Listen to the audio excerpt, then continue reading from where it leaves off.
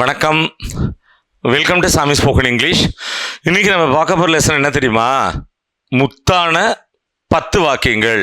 So இந்த மாதிரி நிறைய வாக்கியங்களை நாம் கற்று வச்சுட்டோம்னா இங்கிலீஷ் பேசும்போது எந்த சந்தர்ப்பத்திலையும் கான்ஃபிடென்ட்டாக பேசலாம்.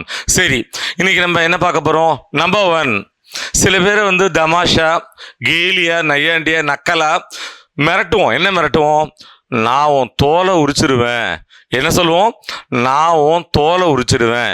இந்த தமிழ் வாக்கியத்தை இங்கிலீஷில் I will skin you alive, I will skin you அலைவ்னு சொல்கிறோம். நெக்ஸ்ட் பார்க்க போகிறோம். நம்பர் 2, நிறைய கணவன்மார்கள் சொல்லுவாங்க. என்ன சொல்லுவாங்க? என் மனைவியை என்னால் புரிஞ்சிக்கவே முடியல. இது யூஸ்வலாக பேசிக் இங்கிலீஷில் என்ன சொல்லிட்டு இருக்கோம்? I am not able to understand my wife அல்லது I can't understand my wife. இதை யூஸ்வலாக பேசிக் இங்கிலீஷில் இப்படி தான் சொல்லிட்டு இருக்கோம். இது அட்வான்ஸ்டு இங்கிலீஷில் எப்படி தெரியுமா சொல்லலாம்?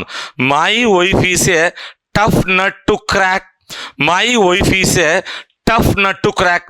நெக்ஸ்ட் பார்க்க போகிறோம். நம்பர் 3, நான் என்ன செய்யணுமோ அதைத்தான் செஞ்சேன், நான் என்ன செய்யணுமோ அதைத்தான் செஞ்சேன்.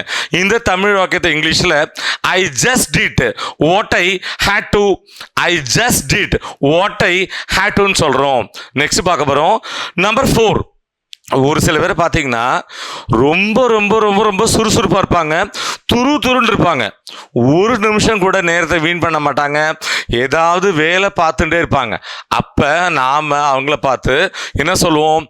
அவர் சும்மா இருந்து நான் பார்த்ததே இல்லை சொல்லுவோமா?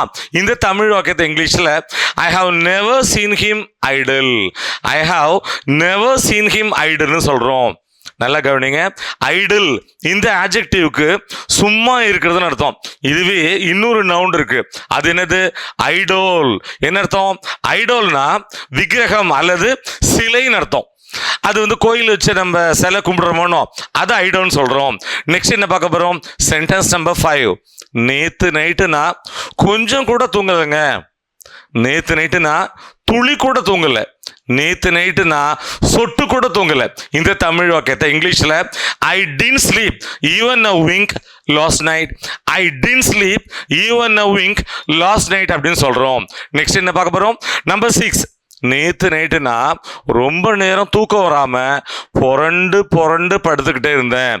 இந்த தமிழ் வாக்கியத்தை இங்கிலீஷில் I was tossing and turning for a long time last night, I was tossing and turning for a long time last night அப்படின்னு சொல்கிறோம்.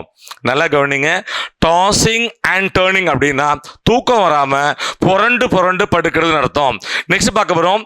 நம்பர் 7, சில சமயங்களில் சொல்லுவோம். என்ன சொல்லுவோம்? என்னையே நினைச்சு நான் சிரிச்சுக்கிட்டேன். என்ன சொல்லுவோம்? என்னையே நினைச்சு நான் சிரிச்சுக்கிட்டேன். இந்த தமிழ் வாக்கியத்தை I laughed at myself, I laughed at my செல்ஃப்னு சொல்ல போறோம். நெக்ஸ்ட் என்னது? சென்டென்ஸ் நம்பர் 8, பொறுமை. இந்த வார்த்தையை நம்ம என்ன சொல்றோம் இங்கிலீஷில்? பேஷன்ஸ். இது நம்ம எல்லாருக்குமே தெரியும். பொறுமையின்மை, இதை இம்பேஷன்ஸ்னு சொல்றோம். சரி, இப்போ யாரையா பார்த்து சொல்லுவோம் பொறுமையா இருப்பா. என்ன சொல்லுவோம்? பொறுமையா இரு. இது இங்கிலீஷில் பி பேஷண்ட்னு சொல்லுவோம். சரி, இப்போ என்ன பார்க்க போறோம்? நீ பொறுமையா இருந்திருக்கலாம். நல்லா கவனிங்க. பொறுமையா இருக்கலாம் அல்ல, நீ பொறுமையா இருந்திருக்கலாம்.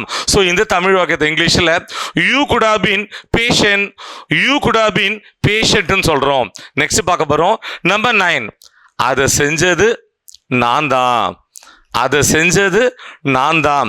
இந்த தமிழ் வாக்கியத்தை இங்கிலீஷில் I was a one who did it, I was a one who did it அப்படின்னு சொல்கிறோம். ஸோ இந்த லெசனோட லாஸ்ட் லெக்குக்கு வந்துட்டோம்.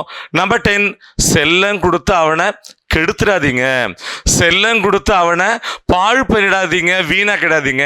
யாராவது பேரண்ட்டிட்ட நம்ம அட்வைஸ் பண்ணுவோம். இந்த தமிழ் வாக்கியத்தை இங்கிலீஷில் don't spoil him pampering, don't spoil him பேம்பரிங்னு சொல்கிறோம். நல்லா கவனிங்க. ஸ்பாயில் இந்த வேர்புக்கு ஏதாவது ஒன்று இல்லாட்டி யாரையாவது உருப்படாமல் அடிக்கிறது இல்லாட்டி கெடுக்கிறது. பேம்பர்னா செல்லம் கொடுக்கறதுன்னு அர்த்தம்.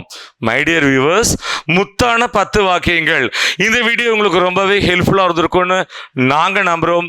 மீண்டும் அடுத்த பாடத்தில் சந்திப்போம். தேங்க்யூ.